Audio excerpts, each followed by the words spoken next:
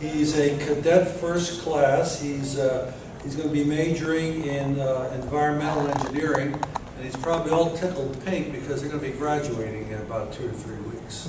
So it'll culminate. Yeah, it'll culminate 4 years. Who's counting? Who's counting? 4 years of intense study.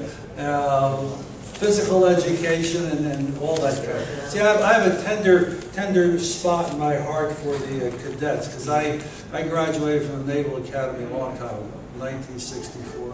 We root for them constantly in football, except for one game, and then we don't. But he's going to be, after he graduates, he's going to be an infantry officer. He's going to Fort Stewart, Georgia, and he's going to be training with the 3rd Infantry Division. So Michael, it's all yours, sir. Well, thank you very much, sir. As you said, my name is Mike Risberger, and just to start off, this was the project that we did for Colonel Hart's C490 class, which he talked to you guys about yesterday morning. And when he assigned us this project, I think I had a grand total of about 4 days of experience working with infrastructure. So I was kind of clueless as far as what I wanted to do my project on. So I went back to my room and I sat down for a little bit, ignored it for a while, and then finally it was due. And I started thinking about it and I was like, I don't know what is going on.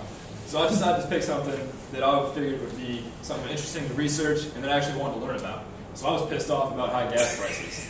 So I was going to do high gas prices. So my project is a disruption in the gasoline network and their effect on gas prices. And that takes into account the wells, the transportation from the wells to the refineries themselves, and the distribution out to the gasoline station. So here's a short agenda slide. We'll go through the history, the production, the pricing factors, several case studies, and then a short conclusion. So here's some history, which I was able to rob from my military history class. Double duty on that one. And the first true example of gasoline infrastructure playing a large part in politics and global politics comes in World War II. As you can see here, this is Pearl Harbor. Pre-war Japan, leading up to the war itself, actually imported 88% of its oil. Thank you very much, sir. 88% of its oil directly from the United States of America. Now, we've talked about a single point of failure, and while 88% is not 100%, it's still such a large quantity that when the United States decided to cut off Japan following their aggressions in Southeast Asia, that threw a major monkey wrench in terms of Japanese operations, so they had to do something about it. Their attack on Pearl Harbor was a solution. In the actual attack on Pearl Harbor, we have the Battleship Row here, which everybody knows about. That's where the Arizona was, the Oklahoma, all the various ships that were sunk and the lives lost. That was a major loss to the Pacific Fleet. However, they missed another strategic target, which is right over here, which was the Pacific Fleet's oil supply. The major goal of the Japanese attack on Pearl Harbor was to get a 6-month window in which they could attack south into Asia and establish a foothold for the American counterattack that they knew was coming. With their attack, they actually missed that window. They only got 4.5 to 5 months. If they'd been able to take out that oil supply right there, I believe they would have had 6 months, and the turnout of the war could have been completely different. Also, on the other side, during World War II, there was strategic bombing targets in Europe, which were focused on the oil supply, and then also following the D-Day invasion in the Allied offensive following D-Day invasion, there was entire German units that just completely ran out of fuel. Armored units that just could not move at all. And so that is a major factor you have to consider when you're looking at how you're going to employ your forces. So here's our production. I was surprised to learn that it's almost 50-50 in terms of what we import versus what we produce domestically. Now that domestic production does include Alaska, but it's still almost split 50-50 right down the middle. And then in that domestic production itself, there's kind of 4 major regions where we're producing most of our oil. We've got the North Bank of Alaska, California, Texas, and then the Gulf Coast. And then there's also that range here. But the size of the circle indicates the volume of oil produced. So there's not as much volume produced in that Midwest area as there is in the other 4. So those are kind of the 4 that I looked at. And then just looking at a map with no technical training at all, I saw that that was in the middle of nowhere. And that's a major problem when you're trying to get gasoline to everybody that lives on the coast of America, and your gasoline is coming from the north coast of Alaska. That's a long ways to go. And then switching over to the import side, I was also surprised to learn that Canada is our biggest importer of oil. I had no idea that that was true, and that was just a big surprise to me. And there's also Mexico up there and Venezuela, which are both in the Western Hemisphere, and I'd always kind of been under the impression that we imported everything from the Middle East, which is not true at all. Saudi Arabia is third. However, the Persian Gulf is only 17% of our total import. The rest of it comes from the Western Hemisphere and then Africa itself too. And it's important to note that the African oil is actually one of the highest quality oils. So when they're cracking the oil and splitting it into its various components, not all oil is perfectly the same. So oil that comes from Africa is actually more valuable than the oil that comes from the Persian Gulf. So once the oil is pulled from the wells, you have to move it to the domestic areas where it can be refined and distributed. So there's kind of two methods that I saw for doing this, and they're both used simultaneously. First one is the pipeline, the Alaskan pipeline. The pipeline itself is over 800 miles long, crosses 3 mountain ranges, tons of rivers in the middle of Alaska. This is a major problem because, as we see with the south border of Mexico, you just can't protect something that big. It's such a huge area that you can't protect it all. And we'll go into a case study a little bit later talking about an actual attack on the pipeline. It was just something that I saw as a major factor that, hey, this is somewhere that might get hit, and this is a major vulnerability we have in our system. The other way this happens is through the oil tankers themselves. Now these are known as VLCCs, very large crude containers, and they're essentially just massive ships that carry the crude oil from the Persian Gulf, from Nigeria, etc., over to the Gulf Coast mostly, where they can be offloaded and then refined and distributed from there. There have been some hijackings of these, which is kind of a problem. One of them, I think, was in the $150 million range. Yeah, $150 million in terms of a single tanker that was hijacked. That's how much it was valued at when that was taken. So every one of these dots here is actually a refinery. And when I was looking at this map, I saw kind of 4 major areas that were concentrations of refineries that I thought were important. Pacific Northwest, California coast, the Gulf Coast, and then also here in the New York, New Jersey area. Just looking at these, before we also go into another case study regarding Hurricane Katrina, but I saw the majority of them right down there along the Gulf Coast, Texas, Louisiana, and that was kind of a major eye-opener that I had as far as that. That's a large concentration in one area for something we're so dependent on. The refineries is where I said earlier, the gasoline is split into its different components. So coming out of the oil, it's not just gasoline. You also have kerosene and many other components that they have to split apart using a chemical process, which I don't completely understand, but I'm sure Mr. Martini could explain much better than I could. So if you have any questions, go to him for that one. Thanks. No problem. So here's kind of just various factors that were included in the price of gasoline. So if this is for 1 gallon of gasoline, it's approximately 61% just the cost of pure crude oil. That's based solely on supply and demand and those simple laws regarding that. There's also the national state taxes, which do vary by area, but they work out to roughly 18% in terms of overall price. You also have the refining costs, which is worked in the refineries and the chemical operations that happen there, and then also the distribution and marketing in terms of moving the product from the refineries out to the gas stations, moving the crude oil from the wells to the refineries, and then the marketing that the individual companies have trying to sell their gasoline. There's one more important part, which I forgot to mention, which is the summer versus winter mix. And this is something that I didn't realize, but there's actually, the gasoline is different in the summer versus the winter.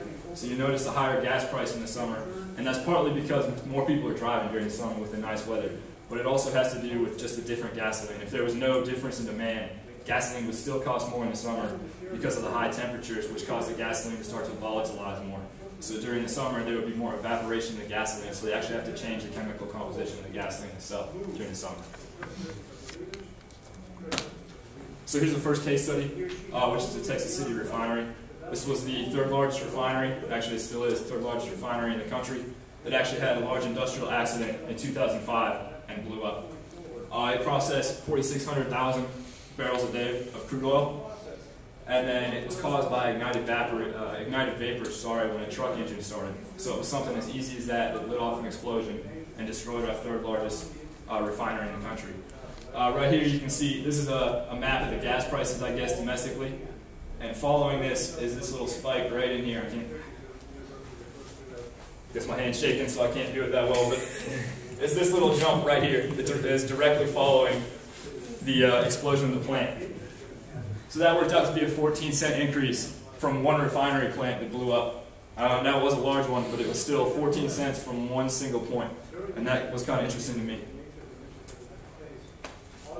The second one I talked about is the Alaskan pipeline attack. Now, I don't know if we'll call it attack because it was a drunk guy who shot the pipe with his rifle, but it still was a significant event. So as you can see here, you have oil spilling out of the pipeline. This is an aerial shot later. It was in October 2001, and it worked out to roughly 285,000 gallons that were spilled from the pipeline. And what was more important actually than that is that production was stopped in Alaska by 95%. Because if the pipeline is shut down and all the production is in the north of Alaska, they can't keep producing oil because it has nowhere to go, and they don't have the storage facilities in the north in order to keep producing that. So that just shut down Alaska. But then what was the most surprising about this was that gasoline actually dropped 20 cents per gallon in the period immediately following this incident.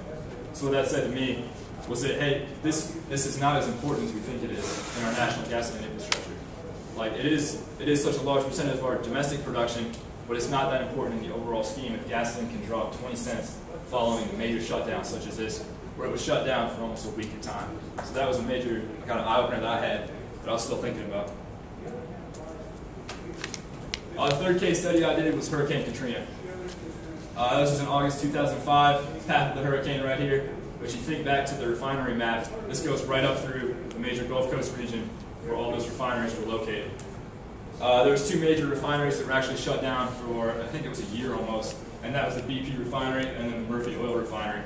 And these are some of the largest refineries that we have domestically that had just completely ceased operations. However, this was different than the explosion that I talked about earlier because the oil industry was able to see these hurricanes coming and somewhat plan for it. So what happens with the refineries is that they go through a period where they're operational and then they have a maintenance phase following that where they're not producing anything. And what happened is the oil industry was able to game plan this and have the refineries up in the north and then also spread across the country delay their maintenance or schedule their maintenance around this hurricane so that we were able to almost game plan this. And what happened was that there was only a 10 to 20 cents per gallon increase due to this Hurricane Katrina. So while this was two major refineries that were shut down because we were able to plan for it, you can still see almost the same increase that was seen in the BP refinery, which was only a single refinery that was shut down unexpectedly.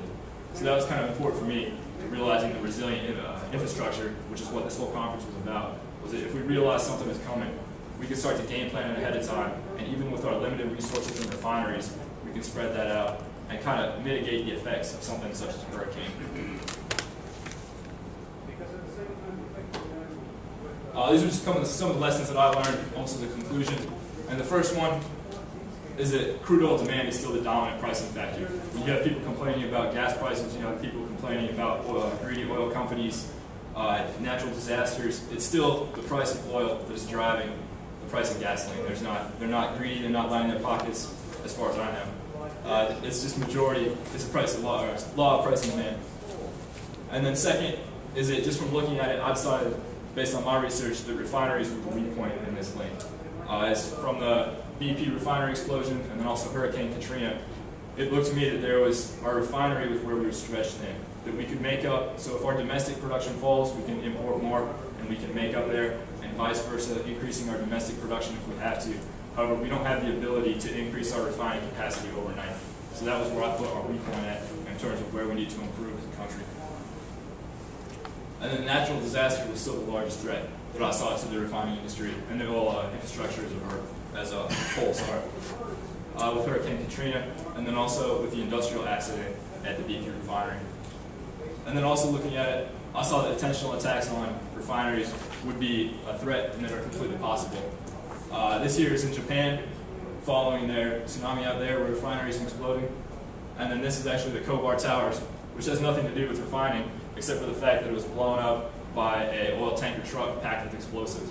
So if you extrapolate that, you can imagine somebody would pack an oil tanker's truck with an explosive and then drive that into a refinery, and you could have the same problem up here caused by a man-made incident. Now, if you pile that on top of political unrest in somewhere such as Nigeria or Saudi Arabia, where our oil importability is dramatically dropped unexpectedly, that could be a major problem and a perfect storm almost for our oil infrastructure, where we lose refining capacity and we also lose our import capacity as well. So that could be a major problem that I foresee in the future just coming to do with our oil infrastructure as a whole.